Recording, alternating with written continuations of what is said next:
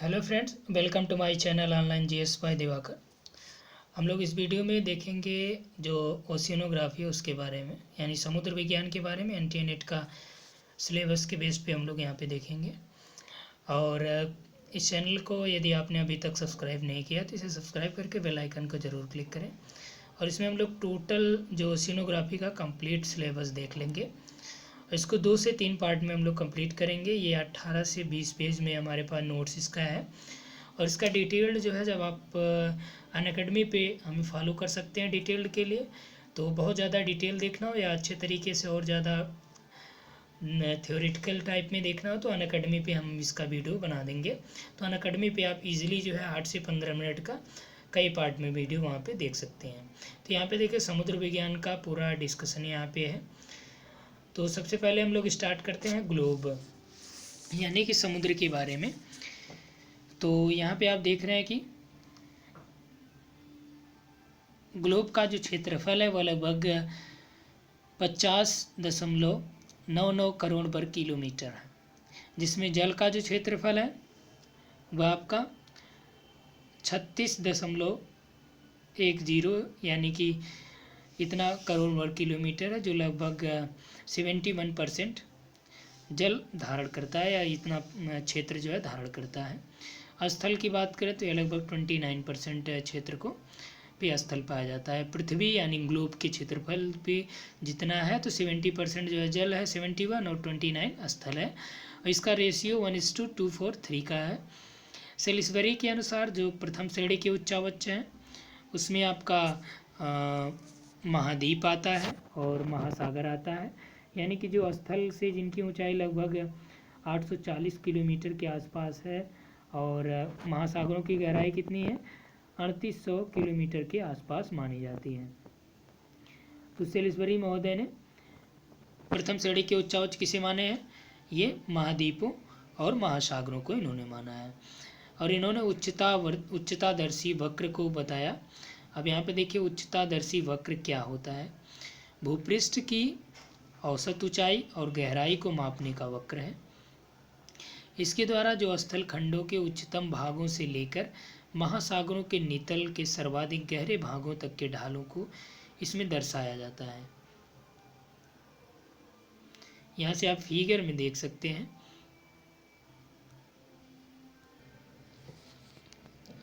तो यहाँ पे आप लोग फिगर देख रहे होंगे। ये पूरा फिगर जो है ये निर्धारित करता है कि उच्चतादर्शी वक्र जो ये आप देख रहे हैं साइड में, तो यही है।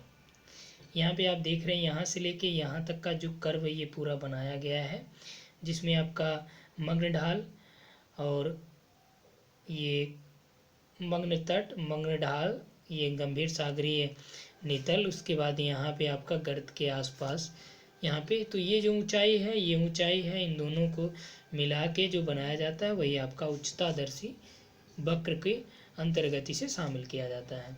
अब देखिए यहाँ से जो प्रश्न बनता है वो चीज़ें, ये प्रश्न जो है यहाँ पे आपको दिख रहा है, ये कई बार यहाँ से पूछा गया है। ये क्रम पूछता है कि गहराई के अनुसार क्रम क्या है। तो गहराई के अनुसार सबसे ऊपर कौन सा हो जाता है, मग्न तट, उसके बाद जो आता है मग्न ढाल है, उसके बाद जो आता है डीप सी प्लेन है, फिर आपका गर्त आता है। मग्न तट का क्षेत्रफल कितना है कुल समुद्रों के, लगभग 7.6% है। मग्न तट का जो ढाल है वो आपका 1 डिग्री से लेकर 3 डिग्री है, और इसमें 100 फैदम गहराई पे तक है इसका विस्तार, यानी कि लगभग 180 मीटर के आसपास इसका विस्तार है। और पैसिफिक में अगर हम बात करें मग्न तट तो लगभग 5.7 हो गया, अटलांटिक में 13 है, इंडियन ओशन में 4.2। ये देखिए अटलांटिक वाला ये पूछा गया प्रश्न है। अब हम लोग आते हैं मग्न ढालों के बारे में। मग्न तट हमने क्लियर किया, तो मग्न ढाल देख लेते हैं। मग्न ढाल जो है ये आपका मग्न तट और गंभीर सागरी जो मैदान है उसके बीच का पार्ट होता है, और ये तीव्र ढाल वाला पार्ट होता है। जो इसका जो ढाल होता है या झुकाव लगभग 2 डिग्री से लेकर 5 डिग्री के मध्य होता है, और इसमें गहराई लगभग 200 से 300 मीटर पाई जाती है। इसका विस्तार अगर देखें मग्न ढालों का तो पैसिफिक में लगभग 7.1 है, अटलांटिक में 12.4 है, और इंडियन में 6.5 है।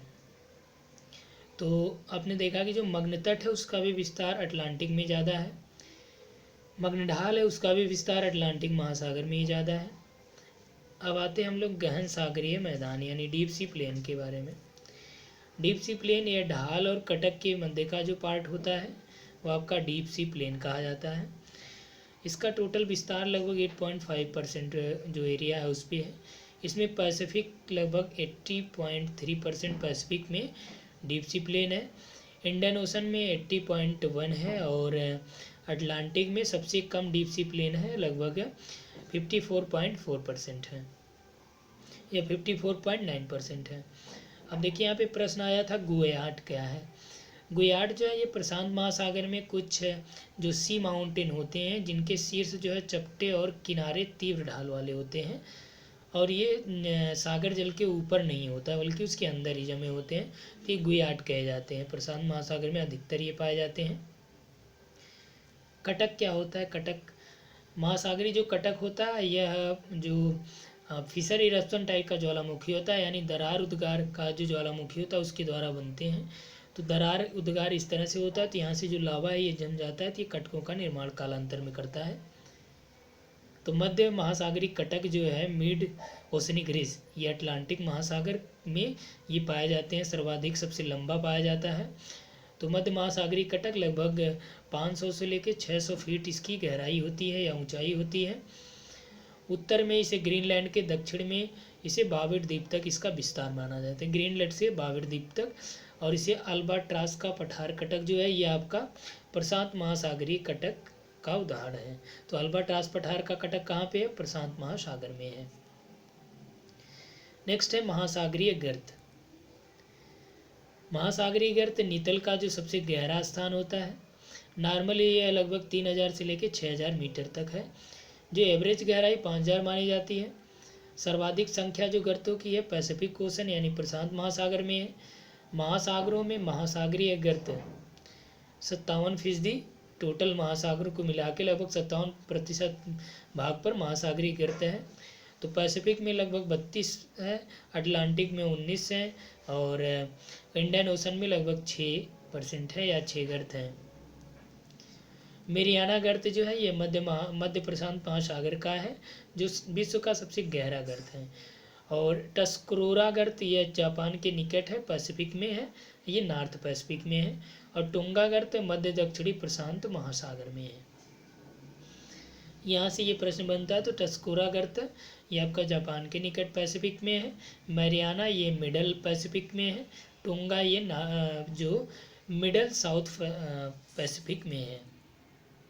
प्यूर्टो रिको गर्त, प्यूर्टो रिको ये अटलांटिक ओशन का सबसे गहरा गर्त है, जो पश्चिमी द्वीप समूहों में पाया जाता है।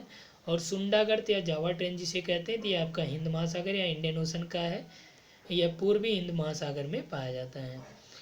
और बाल्डविया गर्त है जो दक्षिण अटलांटिक महासागर में इसका विस्तार है। रोमसे गर्त ये भी दक्षिण अटलांटिक में है। और स्क्वायर गर्त ये आपका उत्तर पश्चिमी प्रशांत महासागर में इसका विस्तार पाया जाता है। महासागरी कटकों को देखें तो महासागरी कटकों में आपका पृथ्वी की जो विशालतम ये स्थलाकृति होती है और इसे मध्य महासागरी कटक के नाम से जाना जाता है। जो आपका उत्तरी अटलांटिक कटक है उसे डॉल्फिन नोज या डॉल्फिन रिज कहते हैं। दक्षिणी जो है ये आपका चैलेंजर कटक के नाम से जाना जाता है। और अंतर सागरी जो गंभीर खड्ड है उसके बारे में जानते हैं कि महाद्वीपीय जो मग्न तट है और मग्न ढाल है, यहाँ पर दीवार युक्त जो गहरी और सकरी घाटियाँ पाई जाती हैं उसे ही अंतर सागरी गंभीर खंड कहा जाता है या गंभीर खड्ड कहा जाता है। क्या? मग्न तट और मग्न ढाल। कहाँ पे? मग्न तट और मग्न ढाल में जो दीवारों में घाटियाँ होती हैं उसे ही खड्ड की संज्ञा दी जाती है। ये प्राय नदियों के मुहाने पर ही इसका निर्माण होता है और लगभग ये 1.7% इसका विस्तार है। नदियों के पास चूँकि लंबे और कम ढाल वाले कैनियन का निर्माण होता है, तो यहाँ पे देखिए इसे कैनियन भी कहते हैं। जबकि द्वीपों के सहारे ये गहरे और अधिक ढाल वाले होते हैं और नदियों के सहारे छिछले होते हैं। द्वीपों के सहारे लगभग 13.8% इसका निर्माण होता है। इनकी गहराई लगभग 2000 से 3000 फीट है।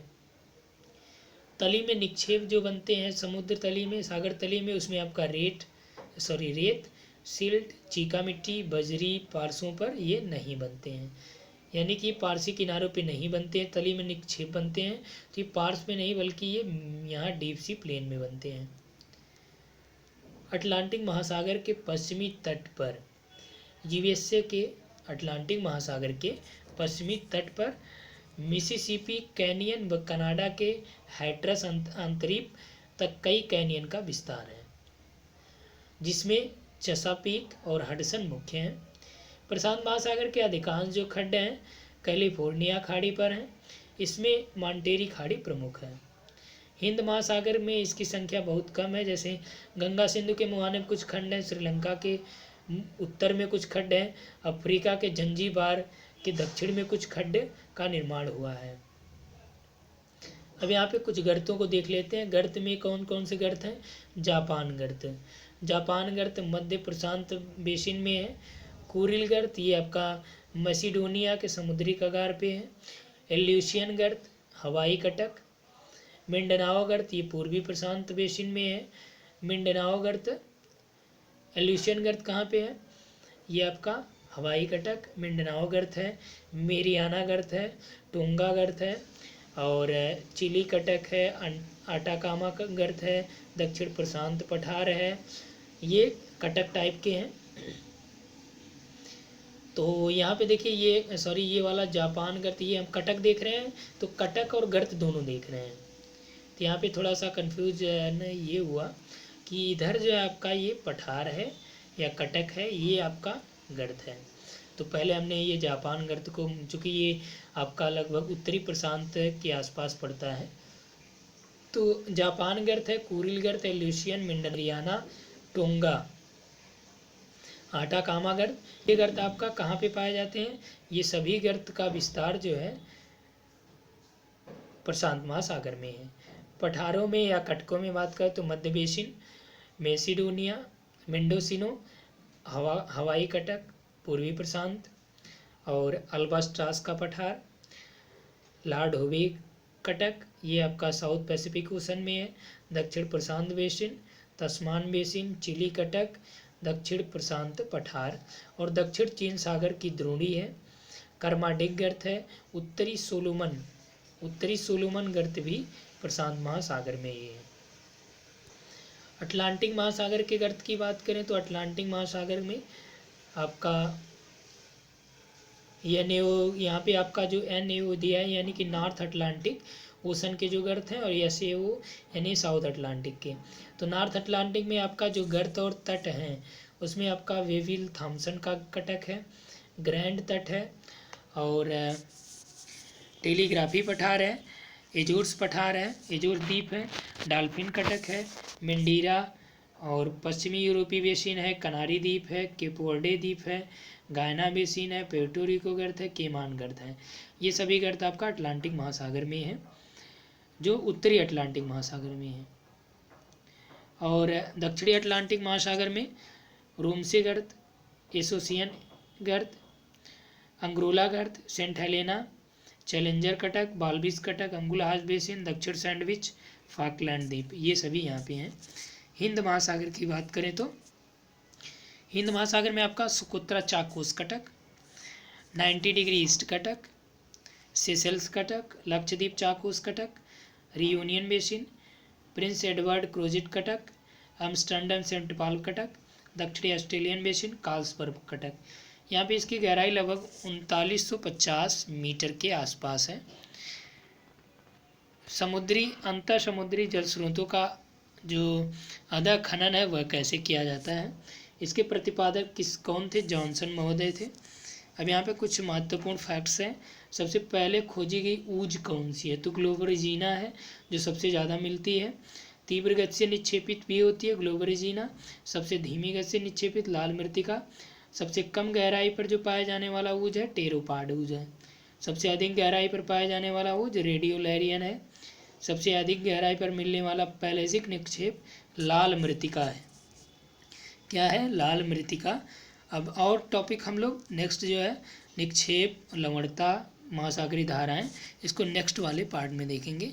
इस पार्ट में हम लोग इतना ही देखेंगे। Thanks for watching.